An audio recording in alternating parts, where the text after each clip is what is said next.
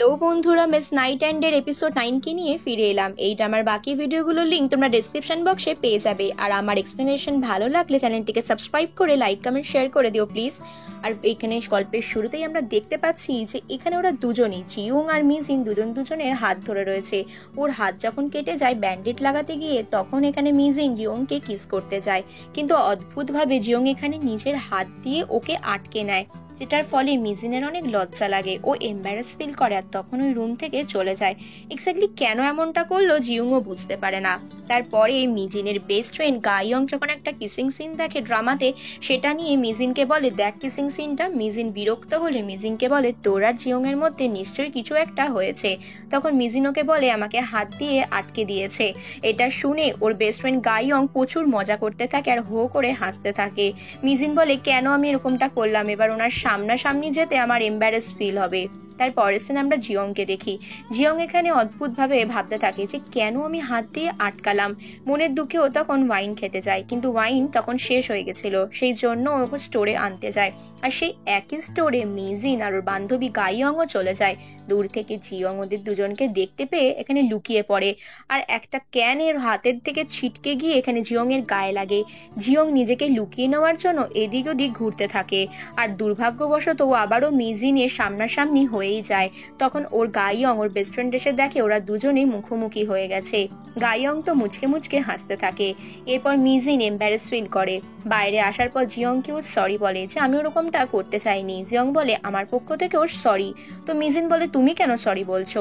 এরপর গাইয়ং এলে মিজিন আগে গটগট করে হাঁটতে হাঁটতে চলে যায়। জিয়ং এর অনেকটাই খারাপ লাগে। বাড়ি আসার পরও এই বিষয়টা নিয়েও ভাবতে থাকে আর মন খারাপ করে। তখনই জিয়ং এর হাতে কিছু পেপারস আসে। পেপারসগুলো নিয়ে ওর জুনিয়রের কথাই ভাবছিল। জুনিয়র ভাবছে যে কিছু এভিডেন্স আমরা পেয়েছি যেগুলোকে ইগনোর করা যায় না। জিয়ংও জানতো এটা কি ব্যাপারে। এরপর ওই দাইহারির ওই কেসগুলো নিয়েও ভাবতে থাকে, সূত্র খুঁজতে থাকে যে সকলের এখানে মিসিং হওয়ার স্পটই হচ্ছে ওই লেক। তার মানে রহস্য লেকের মধ্যেই রয়েছে। এরপর ওরা কিছু ছবি পায়। এখানে ভিকটিম যেভাবে মারা গেছিল সেই ইনভেস্টিগেশনগুলোর কথা মাথার ভেতর চারণ করতে থাকে। জিয়ং বুঝতে পারে যে এই ঘটনার সাথে হসপিটাল ডিরেক্টর চিয়লগার কিছু একটা সম্পর্ক তো রয়েছেই। এবার কিভাবে প্রুফ করতে পারবে সেটাই হচ্ছে দেখার।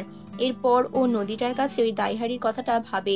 এবার দাইহারিতে কি হয়েছিল সেটা নিয়ে ও ডিটেকটিভদের সাথেও কথা হতে থাকে। ওখানে কিছু পায়ের ছাপ পাওয়া গেছে। তারপর ও ফিরে আসার পর অফিসে এটা নিয়েই কথা হতে থাকে। জিয়ং এর সেখানে যে জুনিয়র ছিল সে যখন ইমসানকে কিছু করতে বলে, ইমসান আজকে অনেক খিটখিটে হয়েছিল। যেহেতু আগের দিন মানে মিজিন রূপে জিয়ংকে যখন কিস করতে গেছিল, যেহেতু ওকে ইগনোর করেছিল, যে কারণে ইমসান এখানে রেগেছিল। যাই বলছিল তাতেই ও খ্যাক করছিল। যাই হোক, এরপর ইমসান রুম থেকে বেরিয়ে যায়। এরা দুজনেই অবাক চোখে দেখতে থাকে।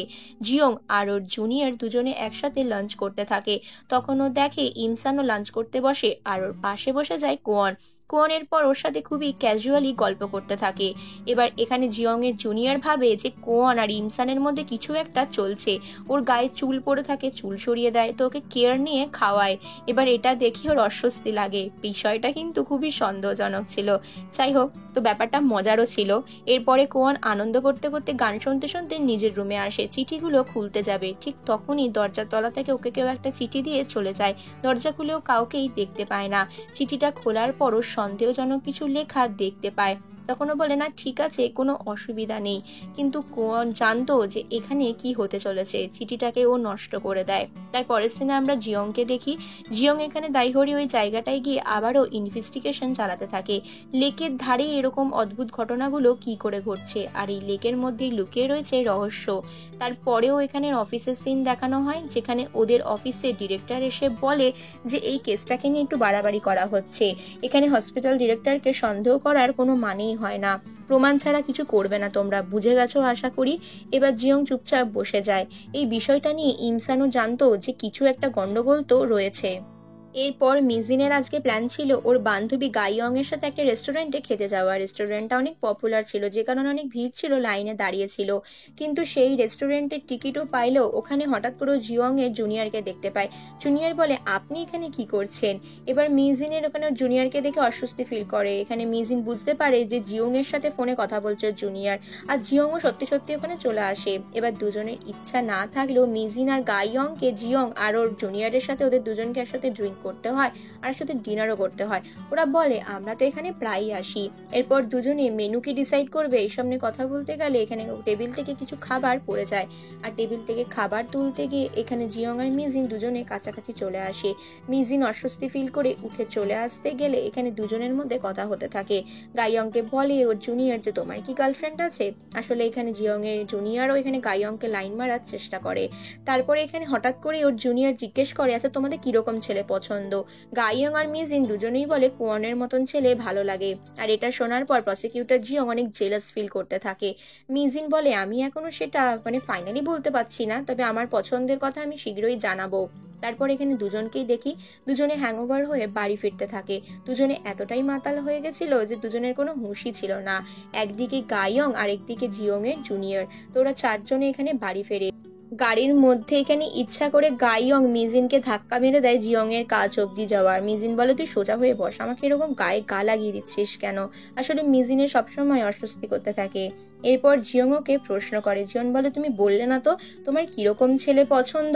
এবার ইনডিরেক্টলি মিজিন বলে দেয় যে এই উত্তর তো আমি তোমাকে জানিয়ে দিয়েছি আশা করি। আসলে কিস জোকে করতে গেছিল, তার মানে মিজিনে জিয়ংকেই পছন্দ। তারপরে দুজনকে বাই বলে যে যার রুমে শুতে চলে যায়। এখানে গাইয়ংকে দেখেও ইচ্ছা করে অভিনয় করছিল যাতে মিজিন আর জিয়ং দুজনে কাছাকাছি আসতে পারে। আর জিয়ং নিজের জুনিয়রকে সোফার মধ্যে শুয়ে দেয়। তারপরে নিজে বোতলে জল খেতে খেতে ভাবতে থাকে। এদিকে পরের ঘটনায় আমরা দেখতে পাই একজন লোক মাছ ধরতে গিয়ে একটা মৃতদেহকে ভেসে উঠতে দেখে। তারপর আরো লোক ওখানে জড়ো হয়ে যায়। আর তারপর পুলিশ ঘটনাস্থলে আসে। ঘটনাস্থলে ইনভেস্টিগেশন করে জানতে পারে যে এই লোকটাই সেই যোদ্ধা লোকটা হিয়ন লোকটা ছিল, যাকে যার মেয়ে খুঁজে বেড়াচ্ছিল এতদিন ধরে।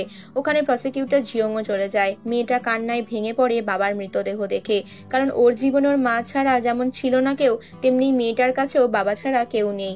এখানে জিয়ং এর ছেলেবেলার কথা মনে পড়ে যায়। ও কিভাবে জীবনে একা হয়ে গেছিল, তাই ও কান্নায় ভেঙে পড়েছিল, অনেক একা হয়ে গেছিল।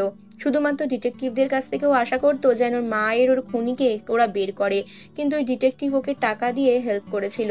আসল খুনিকে কেউই ধরে বার করতে পারেনি। এটার জন্য মনে মনে অনেক দুঃখ পেত। আর তার জন্যই আজকের ডেটেও প্রসিকিউটর হিসেবে দাঁড়িয়ে রয়েছে। নিজে ইমোশনাল হয়ে পড়লে মেয়েটার কান্না দেখে নিজের গাড়ির মধ্যেও ফিরে যায়।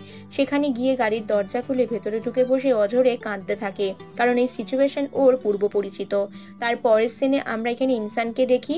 ওরা এখানে টাইম দিতে থাকে। বিকেল 6টা বাজতে না বাজতে ইনসান তাড়াতাড়ি করে ওখান থেকে অফিস থেকে বের হয়ে যায়।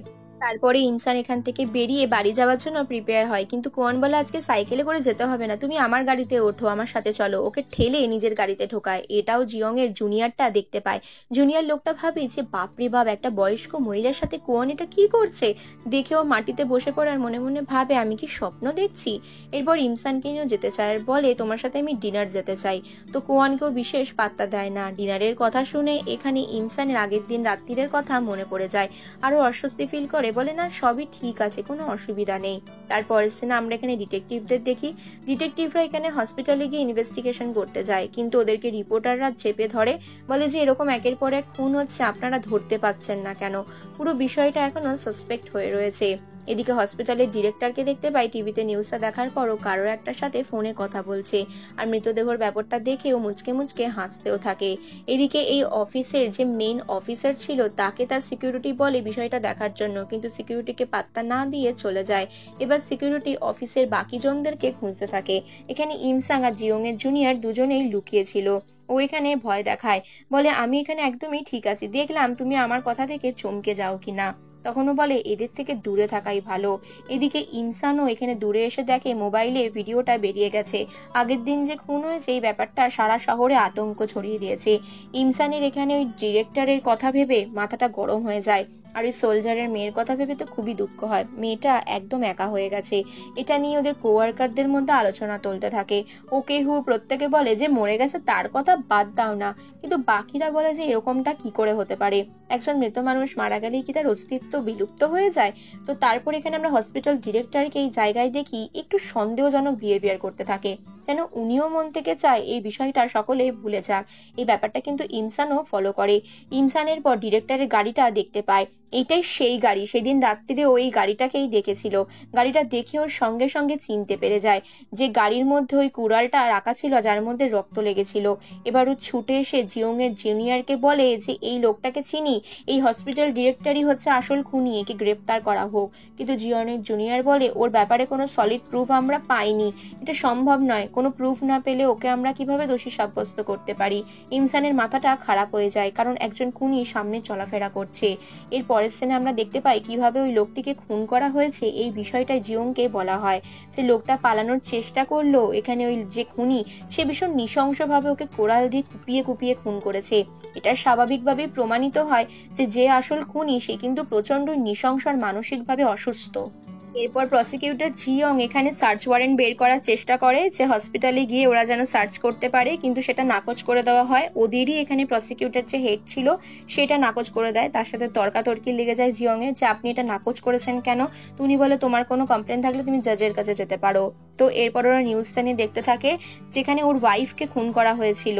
এটা শোনার পর ইমসান বলে বাপরে বাপ, লোকটা তো বিশাল লেভেলের সাইকো। এদিকে জিয়ং এসে জানায় যে আমরা হসপিটালে সার্চ করতে যাব। এরপর একটা নাটক শুরু হয়। ইমসান এখানে অসুস্থ হওয়ার নাটক করে, আর এখানে জিয়ং আর ওর জুনিয়র দুজনেই প্ল্যান করেছিল ইমসানকে এর মধ্যে ইনক্লুড করবে আর ওকে অসুস্থ করার ভান করিয়ে হসপিটালে যাবে, সেখানকার রুমগুলো ওরা সার্চ করে দেখবে। তিনজনে এখানে এই মিশনে বেরিয়ে পড়ে। ওদের মেন উদ্দেশ্য হচ্ছে হসপিটাল ডিরেক্টরের আসল মুখোশটা খুলে দেওয়া। এখানে ইমসান অজ্ঞান হয়ে থাকার ভান করে। ম্যাপে ওরা যেরকমটা দেখে যে হসপিটালের কোনো একটা সেক্টর তো রয়েছে যেখানের মধ্যে লুকিয়ে রাখা আছে কিছু না কিছু প্রমাণ, কিছু না কিছু তো রয়েছে এই রহস্যজনক। হসপিটাল ডিরেক্টরের আসল মুখোশ খুলতেই হবে। ইমসান এখান থেকে পালাতে গেলে হঠাৎ একটা নার্সের হাতেও ধরা পড়ে যায়। নার্সটা ওকে জোর করে এনে এখানে শুইয়ে দেয়, বেডের মধ্যে শুইয়ে দিয়ে ওর ব্লাড টেস্ট হতে থাকে। এদিকে ডিরেক্টর চিওলগিয়া জানতে পারে যে এখানে ওর হসপিটালে ওর দলের লোকেরাই চলে গেছে। ওকে ফোন করে জানিয়ে দেওয়া হয়। বিশেষত ইমসানের কথা শুনে ও এখানে ছুটে যেতে যায়, আর ইমসানের শরীর থেকে নার্সেরা রক্ত নিয়ে সেটা টেস্টের জন্য পাঠায়। ডিরেক্টর বলে ইমসানকে আটকে রাখলে না কেন। ইমসান ডিরেক্টরকে দেখে লুকিয়ে ওখান থেকে পালিয়ে যায়, আর ইমসান এমন ভাবে পালায় যেন কোনোভাবে সিসিটিভিতে ধরা না পড়ে। সিসিটিভিতে কনস্ট্যান্টলি ইমসানকে চোখে চোখে রাখা হয়, কিন্তু কেউই ওকে খুঁজে পায় না। তারপর ইমসান কোনো না কোনোভাবে লুকিয়ে লুকিয়ে চিওলগা যে ডিপার্টমেন্টে বসতো সেই ডিপার্টমেন্টে চলে যায়। ওখানে একজন মহিলা ফোন করতে করতে রুম থেকে বেরিয়ে গেলে ঘর ফাঁকা দেখে ওখানে গিয়ে ওর সার্চ করতে থাকে কোনো প্রমাণও পায় কিনা। ঘরের ভেতর ঢুকে ও ডিএনএ টেস্ট করার জন্য চিওলগার ব্যবহার করা ব্রাশ আর কিছু জিনিসপত্র নিয়ে নেয়। সিসিটিভি ফুটেজ যে ম্যানেজ করছিল সে এবার কোনো ক্রমে ইমসানকে দেখতে পেয়ে যায়, আর এটা বলে দেয় যে স্যার আপনারই ডিপার্টমেন্টের দিকে ইমসান গেছে। ইমসানকে খোঁজার জন্য ডিরেক্টর চিওলগা ওখানে চলে যায়। ডিরেক্টর বুঝতে পারে ওরই চেম্বারের মধ্যে কোথাও একটা ইমসান লুকিয়ে রয়েছে। এবার বিভিন্ন ঘরের দরজাগুলো খুলে খুলে ইমসানকে খুলতে থাকে। ইমসান একটা হাতের মধ্যে কাঁচের গ্লাস নিয়ে দাঁড়িয়ে থাকে যে ডিরেক্টর চিওলগা ওর কাছে এলেই ডিরেক্টর চিওলগার মাথাও কাঁচের গ্লাস দিয়ে মেরে ফাটিয়ে দেবে। কিন্তু এখানে একটা রহস্যজনক ঘটনা বেরোয়। ইমসানের ব্লাড টেস্টের রিপোর্ট বেরোয়। একটা রিপোর্টে লেখা রয়েছে ও এ পজিটিভ, আর একটা রিপোর্টে লেখা আছে ও পজিটিভ। এটা দেখে ডিরেক্টর অবাক হয়, আর এরই মাধ্যমে পর্ব শেষ হয়ে যায়।